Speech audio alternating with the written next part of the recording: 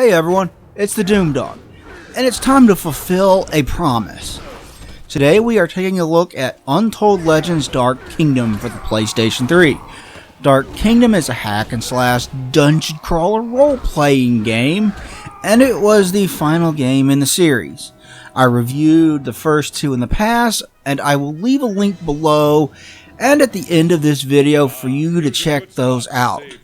In order to fully appreciate this game, you have to understand the full context in which it was released.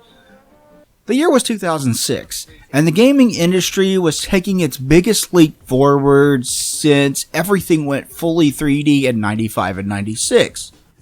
The previous year, Microsoft had kicked off the new generation of consoles with the release of the Xbox 360, and this year would see Sony and Nintendo join them with the PlayStation 3 and the Wii respectively.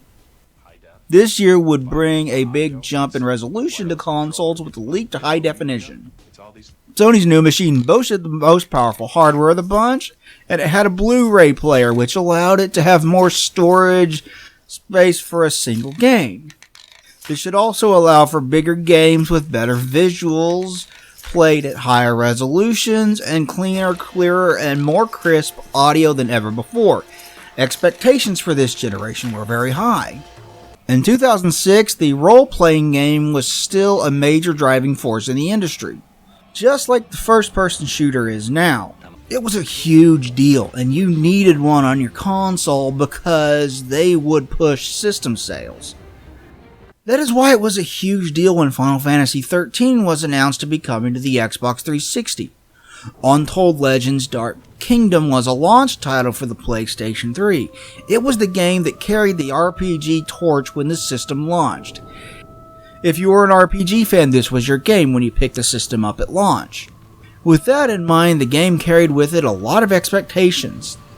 This was a new console and a new generation. For many RPG gamers, this was their introduction to high-definition role-playing games. A lot of people were expecting quite a bit from this game in particular. How did this game do? What does it improve from the two PlayStation Portable games? Does it live up to those expectations? Let's take a closer look. The game takes place in a kingdom called Durith, and you are part of an elite group of warriors called the Dragon Shade. What makes them special is that they absorb the essence of enemies that they kill, and it replenishes their health and magic. There is a mage named Malakesh, and a scout named Zala. The leader of the group is Commander Torin, and I chose to play as the warrior of the group. Together, these are the four sworn protectors of Durith. Anyway, the kingdom has been at war with the barbarian clans for years now, and the war is just about over with the kingdom of Durith coming out on top. The Dragon Shade is dispatched to the battlefield to deal with the leader of the barbarians in his last-ditch effort to push back on Durith and its people. Torin fears that darkness may have consumed your homeland while you were away dealing with the end of the barbarian threat. Torin orders you to find the barbarian chieftain, and when you do, he seems rather surprised to see that the king has dispatched the Dragon Shade to deal with him personally. Dude, you've been at war with Durith for years now. Is it really that big of a surprise that the king would send his best warriors to make sure he ends it? Nonetheless, he seems to think that this is a sign that the king has become corrupt. He claims that the king has gone mad with power, and you warn him not to talk about your king that way. He says something about a dark power consuming the king. Perhaps he knows something that you don't? Fight him. After you defeat him, Torin says not to kill the chieftain. He says that these are not the first accusations that he has heard about the king. The chieftain claims that Durith has fallen into darkness and the king has tapped into an almost limitless dark power. He turned his soldiers into fanatical beasts, the peasants are enslaved, and the capital is a wasteland. He says the king's power is fed by human suffering, and he shows you a strange beast bearing the king's marking as proof. Torin decides to let the chieftain live, and he wants to return to the palace to check up on the king and find out if the chieftain is telling the truth. He mentions that he dispatched a group called the Black Fang to investigate such rumors, but they did not return. The game never really explains who or what the Black Fang is. On your way back to the palace, you fly over the capital city and take notice that it and the people in it are suffering greatly. As you approach the palace, Zala notes that the guards there resemble the beasts that the barbarian showed you. This certainly does not bode well for the king and the kingdom. Malakesh takes note that a dark magic is at work here. When you arrive at the dock, Torin commands Zala and Malakesh to stay with your ship, and he orders you to come with him. A man named Morden interrupts you. I do not know who he is supposed to be, and the game is very vague about him. Torin tells him that you are not here for him. You are here to talk to the king, and he takes you to him. Torin tells the king that Durth has not been invaded, but the city's burned, and he demands to know what happened. The king refers to the commoners as property to do with as he sees fit, and Torin questions him. Even to murder? The king does not take kindly to this, and he demands to know if you're questioning his rule. Torin says that the Dragon Shade's sworn duty is to protect the kingdom from threats from within and without. The king responds by accusing you of treason, and he orders his guards to kill you. You have to fight your way out, and everything the barbarian has said is true. When you get back to the dock, one of the king's ranking officers shows up and engages you. He kicks you to the side and attacks Torin. After a brief battle, he kills Torin. With his dying breath, Torin orders the Dragon Shade to find the Black Fangs and to restore the kingdom. You escape on your airship and the king's forces chase after you. They shoot you down and you crash into a forest. Malakesh says that you should split up, and Zala says that you should meet at your hideout beneath the Temple of the Three. I do not know what the Temple of the Three is, but it has something to do with the world's religion that is never explained. As you are traveling through the forest, you come across a city called Adonai. You find that it is crawling with necromancers and the dead that they raised. You have no choice but to fight your way through the hordes of the undead. The city stands between you and the hideout, after all. When you reach the hideout, you meet back up with Zala and Malakesh. Zala ran into a member of the Black Fang. She is wounded, and she tells you to seek the Elder, an ancient being that lives in the Royal Library Tower. You claim that it is a myth, and Malakesh says that he may very well be helpful if he does exist. There's no harm in seeking out the tower and reporting what you find, right?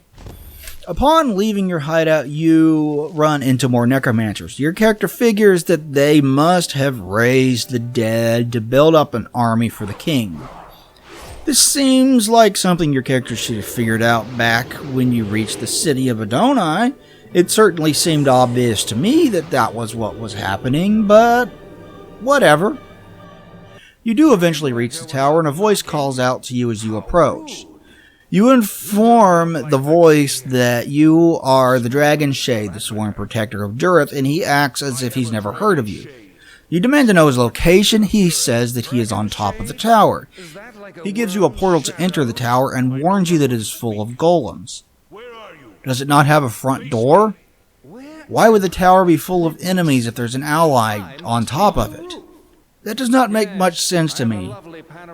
But enter the tower and start fighting your way up it. Magic fuels this place. When you reach the top, you fight a giant golem boss. The Elder better be worth it. After you defeat him, he finally appears. He's sarcastic and a bit of an asshole. He's my favorite character. Anyway, you inform him of the situation, and he says that the king brought an evil priestess from another dimension here. With the help of the evil priestess, they built massive torture machines and are throwing commoners into them. The suffering and misery fuels the priestess' power and the king's as well. The Elder has the ability to quickly teleport you from place to place. There are 3 machines that fuel the priestess' power, and you have to destroy all 3 in order to weaken her. He can teleport you near to them so you can fight your way to them. For now, though, he teleports you back to your hideout to talk with the other Dragon Shade and to find out the locations of the sites of anguish. It is mentioned that the necromancers are raising the dead in Helcan's quarter, so you should probably search there. He teleports you there and you start your search. The Elder teleports you into the surface. You may now groan at the thought of another sewer level. In the sewers, you run across Praetok spiders. Does that sound familiar? It should, because you fought them in the very first game in the series. As far as I can tell, this is the only clue that the game gives you that it takes place in the same world as the previous 2 games. Much like Warriors Code, I do not get the need to connect the games. I just find it a little bit confusing because the story does not seem to connect in any way. When you reach the inner sanctum of the cathedral, you find a circle of necromancers feeding the priestess power. Take them out. After you do, a giant tentacle monster that they summoned pops up from beneath the water, and you have to take it out as well. Lovecraft or Japan? Take your pick. After killing it, the king will notice that his power is weakening, and the priestess says that he should move the castle over something called the Grinder, and he should sacrifice more civilians there. The king redirects most of his forces there to protect this place, so it must be of great importance to the 2. Anyway, there are 2 seats of power left. One of them is called the Kiln.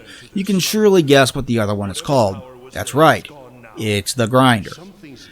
You suggest Malakash head off to the Grinder with the remaining member of the Black Fang, and you decide to take Zala with you to the Kiln.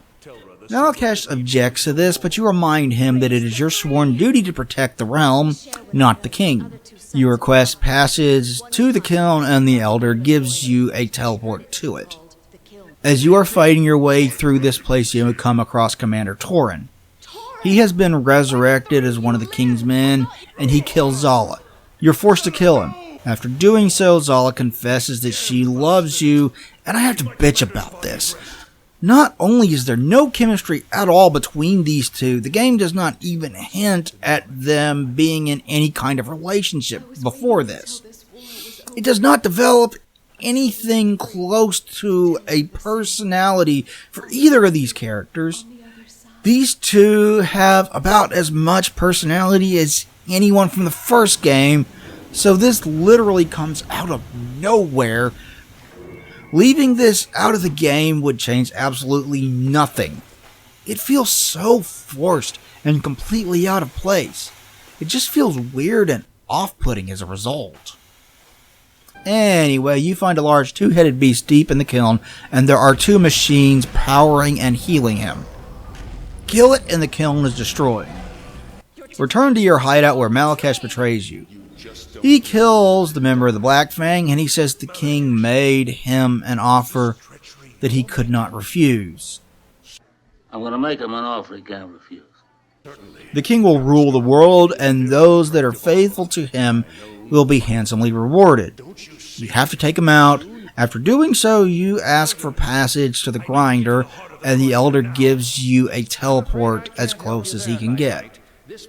When you arrive at the Grinder, you find large industrial machines used to sacrifice tons of citizens. Deep within it, you finally come face to face with the priestess.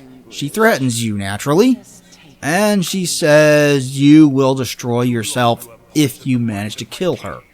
I wonder what she could mean by that. Oh well, take her out.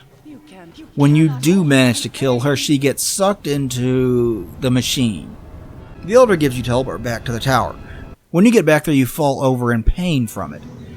As a Dragon Shade, you have the ability to absorb essence from your enemies. When you killed the priestess, you absorbed her anguish, and it's causing you great pain.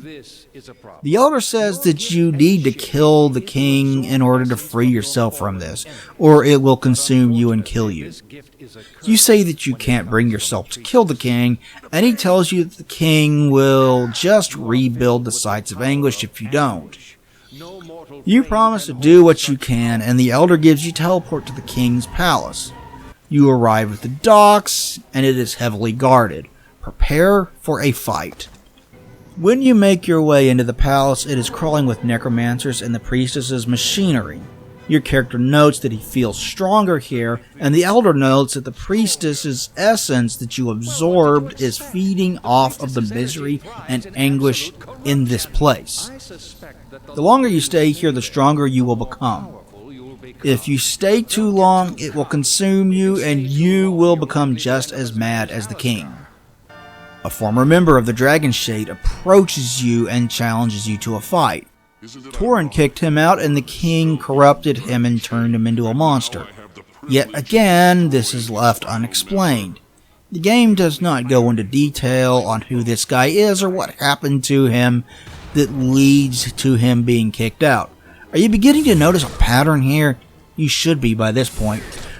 When you finally confront the king, he seems happy to see you.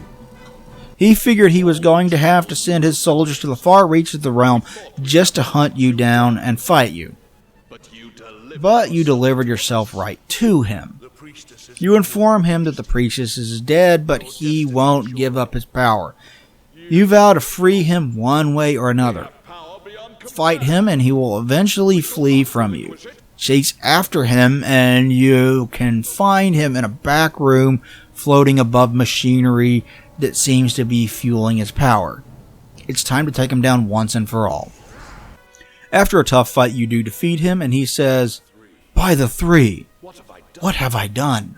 He seems to have come to his senses, and he is no longer corrupted by evil magic. The game gives no explanation for how or why this happens, which is rather annoying. I was just assuming that I would have no choice but to kill him and become the new king or something, but no. You cure him. Somehow. The king promises he will spend the remainder of his life rebuilding the kingdom and attempting to make up for what he has done. After spending years rebuilding the kingdom, he does regain the trust of the people. Durth becomes a peaceful and prosperous place once again. That's it. That's all there is to it. That's the entire story. There is no more. You probably noticed that I spent a lot less time focusing on the story than I did in previous games. It's not because I skipped over anything important. I didn't. There are small cutscenes spread throughout this game that I did not discuss, but they're all things like people getting killed by the king's army instead of things that actually advance the plot. You surely notice that there are multiple things in this story that are just not explained at all. This is something of a problem with the writing, but it's not the only problem. The game does not even attempt to develop characters. The only somewhat memorable character is the Elder. He has a bit more personality than the rest of the cast, and it's a one-note personality. He is a sarcastic asshole. There's nothing else there. But even that is more than you get out of Torin, Zala, and Malakesh. They have so few lines in this game that it doesn't even give much of a chance for them to be actual characters. The same is true of the king and the priestess. It's really disappointing too. The second game was a big leap forward from the bare-bones storytelling of the first. Where Brotherhood of the Blade had brief lines of text for each interaction with NPCs, the second game at least had attempted to develop characters with personality and backstory. It's not the most successful attempt in the world, but it was a big step in the right direction for the series. This takes a pretty big step back in terms of things like character interaction and character development and world building. This game does not quite go back to the absolute bare bones nature of the first game. It has cutscenes at the beginning, middle, and end that are more substantial than anything in the first game, but it definitely lacks the depth found in the second game, which is a shame. The second one wasn't the most deep game in the world in terms of storytelling, but it should have been something to build off of. In terms of storytelling, though, this is the best told on a technical level. This has proper cutscenes with directing instead of most of it just being two static characters talking to each other. It does more imaginative things with the camera than the previous two games, and it goes for a more cinematic style. It's just a shame that the effort put into making cutscenes look better was wasted on such a weak and unmemorable story. The only reason that I remember anyone's name was because I wrote it down. The hand-drawn cutscenes make a return in this game as well. They are better in this game than they were in the previous game. They tend to have more going on in them with better animation. Having said that, there are less of them, which makes sense, I guess. This is the shortest game in the series with the shortest story in the series. If you want to dig further into this entry in the series, you can find little bits of lore hidden throughout the world. The game does not really tell you that these are there, and you just kind of have to notice the on-screen button prompt when it pops up. It's very easy to miss if you're not looking for them, and I would not blame you if you did not bother to look for them at all. You won't be playing this game for the story. This game sees the series leaping from a handheld that is technically less powerful than the PlayStation 2 to a brand new console that is the most powerful of its generation. That is a huge leap in graphical power and resolution output. The game is on a Blu-ray disc as well, which holds a lot more storage than the UMD that the PSP used. With such a massive leap in technology, there are certain expectations with how a game should look and sound. It's also been 13 years since it came out. How does it hold up? It should come as no surprise that this is far and away the best looking game in the series. On a technical level, it's a huge leap over Warrior's Code, which was already a decent improvement over Brotherhood of the Blade. This game really was a looker when it was brand new. It boasted shiny graphics that were some of the better looking at the launch of the PlayStation 3, presented in a pristine 720p. Everything in this game looks sharper than the PSP games, with far less jagged edges than those games had. There is more detail packed into every nook and cranny than the PSP was even capable of. It really pushes the series to brand new heights and uses the power of the PlayStation 3 to great effect. By launch window standards, at least, the system would get significantly better looking games later on in its life. Like most launch games, this does look kinda like a high definition version of a previous generation title. This does look similar to the best that the PlayStation 2 could offer, rendered at higher resolution.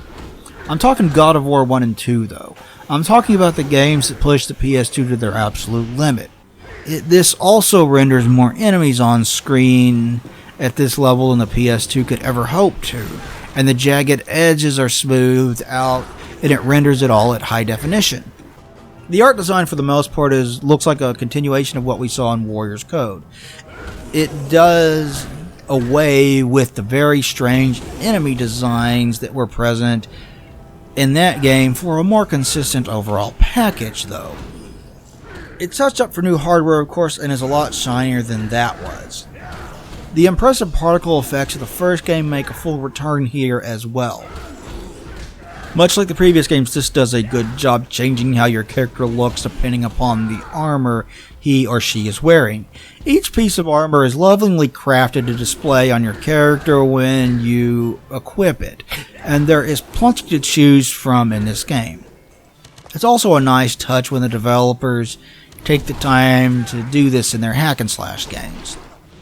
It also boasts better and smoother animations than any previous game of the series. This, once again, is expected with a leap to new hardware, but it's always nice to see.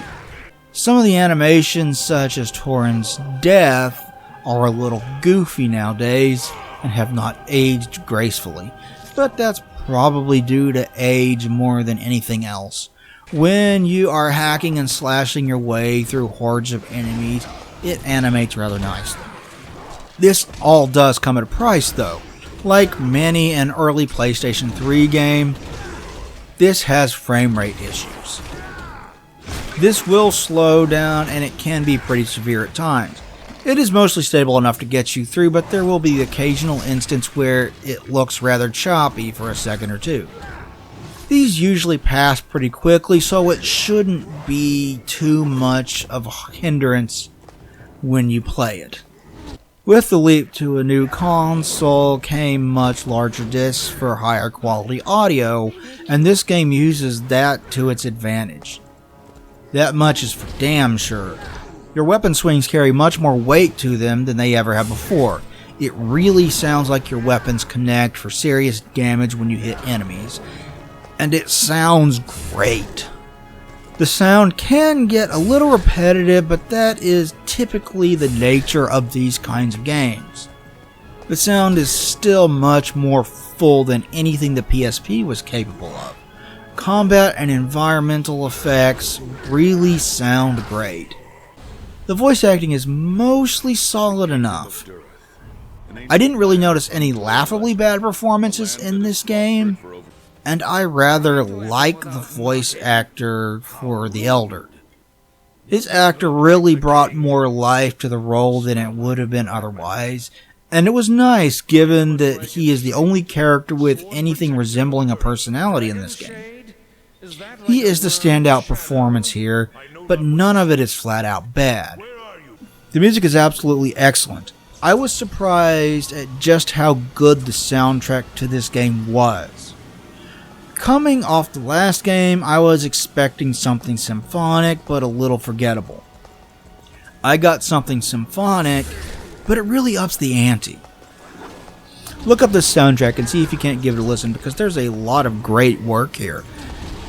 Credit to the composer. He lends more dramatic weight to the hacking and slashing and more atmosphere to the undead-infested cities and halls than the game maybe deserved. It is really good stuff. If this soundtrack was released on vinyl, I'd definitely pick it up and spin it. How does it play then? Well, this is more of a mixed bag, unfortunately. For every step forward this game makes from the previous games, it seems to take a step backward as well. It's hard to pin down if the game is more in-depth than the previous games or less, and it certainly has some decent new ideas that build upon what came before, but some of the things that it takes away are a little baffling. Let me explain. First off, let's talk about the combat. That is what you will be spending the entire game doing, so it's the most important aspect to get right. To put it simply, this is the best combat in the entire series. It seems to have learned from hack-and-slash action games like God of War and Devil May Cry. The combat in this game is combo-based. You will hit a variety of button combinations to pull off a variety of different moves in combat. There is not as much depth to it as there is in God of War and Devil May Cry, for sure, but it's a nice change of pace from the rather simple hack-and-slash of the previous two games. Beyond that, you have a block button that will work for you avoiding a lot of damage. Beware though, there are enemies that can hack right through your block. You cannot rely on it in all situations. It's good then that you have a dodge roll. Use this liberally to roll out of the way of enemies and to escape groups of enemies. These will be your primary methods of getting out of harm's way and keeping yourself alive. There is a magic system as well. Each character has a variety of spells that he or she can learn over the course of the game, and they are not all offensive spells. I did use offensive spells the most in this game by far, but there are a variety of other spell types that you can use here to do things like boost your stats. Learn your different spells and use them wisely as you travel throughout this game. They can be a lifesaver. Keep in mind that you cannot cast them infinitely though. They are limited by how much mana you have. Keep an eye on that and try to replenish it as need be. The game's difficulty feels a little unbalanced at times. There are times when it can feel straight up unfair, and there is nothing more frustrating than a game putting you up against unfair odds where it feels like you have to get lucky in order to survive. Let me give you an example. Late in the game, you fight your way through a dungeon called the Grinder. The opening area of this is a huge pain in the ass to get through because you have to deal with a variety of enemies, including ones that can hack right through your block while dodging lasers that can kill you almost instantly. The game can and probably will trap you in a fight against enemies right in the path of lasers, and you do not have much choice but to take damage from them. The end result is that just getting through this one room feels like straight up unfair bullshit. There are too many enemies packed into this room with lasers that kill you almost instantly. Fortunately enough, moments like this where the game feels straight up unfair to the player are not all that common. You will need to figure out how to fight in this game though. Learn the tools given to you. Learn to use them to your advantage to keep yourself alive, and fight the hordes of enemies in smart and strategic ways. Be more conservative with your attacks. Don't go balls out all the time, and it will get you through most of the game. There are just a few problem spots. Another way in which the game takes a step backwards from the previous games is that there are no hub towns that you can visit between each mission and dungeon. There are no characters that you can talk to repeatedly. There are no characters that travel with you from place to place. For most of the game, it's just you fighting through dungeons. This ultimately means that this is by far the most linear game in the series. Where the previous game learned from Diablo 2 with its structure, this even takes a step back from the first game where there was only one town that you kept coming back to. This also does not have merchants where you buy items and equipment. There are no health and mana potions because you get health and mana essence from your fallen enemies. This is a big pain in the ass at times because you will be low on health without health potions to keep you fighting. You can just see your death coming and it's frustrating. There are items that you can craft using yellow essence at save points, and you can get gems and armor there, and you can heal yourself and restore your mana as well. You might have noticed that I did not mention that you can get weapons, and that's because you can't. You never acquire new weapons in this game, and it feels like another step backwards from the previous entries in the series. Instead, you have slots on your weapon that you place gems into. The gems give it different magical properties and make it more powerful. I find this rather annoying. Why can't I pick up new weapons and place gems into those like I could in the previous game? I like that system better than this one. Like I said, for every step forward that this game makes, it seems to take a step backward as well. The combat is improved, but there are no towns. The graphics, sound, and animation are all much better, but you can't change your weapons out. The method of telling the story is better, but the story that they tell is worse. This makes it a frustrating game to review. When you make the leap to a new generation of consoles, you expect improvements across the board. You do not get it here. What about replay value then? Well, this game does not have as much replay value as it did at launch. See, when this game was new, it had online multiplayer. You could play through this adventure with your friends over the internet, and it was more fun that way. The servers have long since shut down, though, and you cannot do this anymore. Does it have replay value beyond this? Well, certainly. While you cannot play through it online, it does support local multiplayer. You can do couch co-op with your friends, and that will always make a game like this a better experience. It's honestly the best way to experience this game. Playing through the game with a friend will alleviate some of the frustrations of the game's unbalanced and at times unfair difficulty. If you do pick it up, give this a try. Beyond that, there are 3 playable characters, a notable downgrade from the previous game. You've seen how the warrior class plays throughout this, but there are 2 other classes that you can play as well. The scout class. This is the female of the group. Her attacks do not hit as hard as the warrior, but she is a much faster character than he is. She can dodge roll in and out of battle faster than he can, and her blades strike much faster than his hammer swings do. She's a fun class to play as. There's a mage class as well. With him you keep your distance from enemies. He does not have as much health as the other 2. His basic attack is a fireball that launches at enemies, and it does not cost you mana to do. Try to keep away from enemies and pelt them with fireballs repeatedly. Being a long distance class, they offer a different playing experience than the other 2 classes. Beyond all of this, the story does alter a bit depending upon who you play as. If you choose a mage class, Torin cannot tell Malakesh to wait at the ship when he visits the king because you are playing as him, for example. Obviously, he cannot be the member of the Dragon Shade to betray the group and kill the Black Fang member either. The differences are minor. There are not choices that you make over the course of this game that alter the story.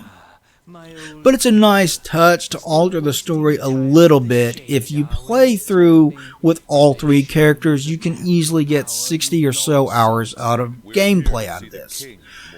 Finally, you have multiple difficulties that you can play on. I played the game on the standard difficulty, but you can choose any of them from the outset. If you want a harder challenge, it is there for you, but I can't say that it's something I would necessarily recommend. As I said, the difficulty is unbalanced, and it can feel unfair at times. Still though, for those seeking it out, these difficulty options are here. All in all, I find it hard to give this game a hard recommendation. Coming off of the previous game and how much better it was than the first game, you expect a significant leap with better storytelling and better gameplay. You do not really get that here. This game is disappointing in that regard. It's not outright bad, and I do think it's better than Brotherhood of the Blade. If you find it for cheap, you can get enough fun out of it to justify the price. If you only play one game in the series though, make sure it's Warrior's Code. It is, without a doubt, the best of the 3. And there you have it. More than 2 years ago, I was looking on YouTube for video reviews of this series, and I found almost nothing that wasn't from something like game trailers or G4. No one had done in-depth reviews of these. Barely anyone had done surface-level reviews of it. And what was out there wasn't particularly good. I figured I had the know-how, and I have some nostalgia for these games. I'd like to be the one to do it. I promised all of you more than 2 years ago that I would do this. That's so long ago that I wasn't even the Doom Dog yet. I have finally fulfilled my promise to you all. For anyone that has followed this trilogy of reviews from the beginning and watched all 3 of them, thank you so much for that. If this is your first time tuning in, thanks for watching this. I did do reviews of the first 2, and you can see them on my channel. There are links in the description below and at the end of this video for you to check out. Anyway, it's time to move on to some simpler games. I think it's time to take a break from role-playing games for a while. It's time to do something that does not require this much work just to piece together. I think it's time to return to space.